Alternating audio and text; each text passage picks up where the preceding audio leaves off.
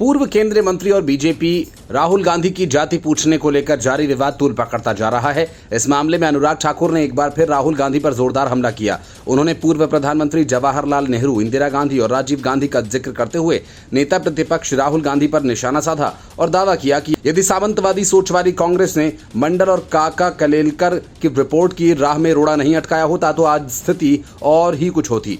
अनुराग ठाकुर ने कहा कि जवाहरलाल नेहरू ने तो आरक्षण के विरोध में अपने मुख्यमंत्रियों को पत्र लिख दिया था, जबकि राजीव गांधी खुलेआम मंडल आयोग की रिपोर्ट का विरोध करते हुए बीजेपी सांसद अनुराग ठाकुर ने कहा, सांच को आंच नहीं। कुछ लोगों को मेरे भाषण से उनके सेंस ऑफ एंटाइटलमेंट को गहरी चोट लगी है, जिसका असर हुआ है। पूरा इकोसिस्टम हिल गया, चीख पुकार मचानी शुरू हो गई है। उन्हें लगता है कि सवाल पूछने का हक सिर्फ उन्हें है, क्योंकि ये प्रिविलेज्ड हैं। ये वही लोग हैं जिनके पूर्वज देश के पिछड़ों, दलितों और वंचितों को बुद्धू कहा करते थे। जो लोग आज तक लेगेसी की मलाई खाते आ रहे हैं, आज उनके मुंह में सवाल की खटाई पड़ गई। ये झूठ बोलकर अपनी जग हंसाई करवा रहे हैं। बीजेपी सांसद ने न्यूज़ एजेंसी ANI से बात करते हुए कहा कि जो दूसरों को बुद्धू कहा करते थे, आज उनके ही घरों में बुद्धुओं की भरमार है। ये वही लोग हैं जिन्हें लगता था कि उनके सामने कोई दलित व्यक्ति कोट पैंट पहनकर खड़ा कैसे हो सकता है और संविधान लिख सकता है। पूर्व PM राजीव गांधी का जिक्र करते हुए अनुराग ठाकुर ने कहा कि राजीव गांधी ने कहा था कि आरक्षण के नाम पर बुद्धुओं को बढ़ावा नहीं देंगे। ये इंटरव्यू साल 1985 में प्रकाशित हुआ था।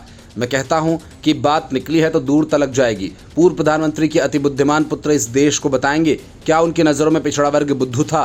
क्या कांग्रेस राजीव गांधी द्वारा दिए गए अति घृणित जातिवादी बयान की निंदा करेगी या फिर उनके खिलाफ रेजोल्यूशन पास किया जाएगा। उन्होंने आगे कहा कि 1947 से लेकर कांग्रेस अपने वैचारिक दरबारियों के साथ मिलकर दलित और वंचित समाज को मुख्यधारा से बाहर करने के लिए तमाम तरह के हथकंडे अपनाती रही।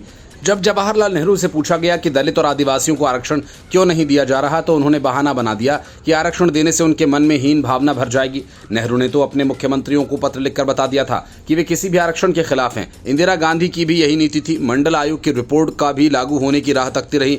राजीव गांधी और इंदिरा गांधी ने 10 साल तक इस रिपोर्ट को लागू नहीं होने दिया। पूर्व केंद्रीय मंत्री ने यह भी कहा कि राजीव गांधी तो खुलेआम मंडल आयोग की रिपोर्ट को लागू करने का विरोध करते रहे। जब काका कालेकलर की रिपोर्ट आई तो भी कांग्रेस ने इसे वर्षों तक छिपा के रखा। देश में पिछड़ी आदिवासी दलित समाज को राहुल गांधी के इरादे पर शंका है, क्योंकि ये उसी परिवार की और पार्टी के सर्वे सर्वा हैं जिन्होंने आज तक सारी मर्यादाओं को तोड़कर आरक्षण का विरोध किया। सामंतवादी जब समाजवादी बनने का ढोंग करते हैं तो बहुत खतरनाक होते हैं। कांग्रेस ने तो मोदी जी के बहाने पिछड़ा वर्ग को गालियां दी और अपमानित किया। उल्लेखनीय है कि पिछले दिनों बजट पर चर्चा के दौरान संसद में अनुराग ठाकुर ने जाति पर बयान देकर विवाद पैदा कर दिया था, जिसके बाद राहुल गांधी और अखिलेश यादव ने सरकार पर जमकर निशाना साधा था।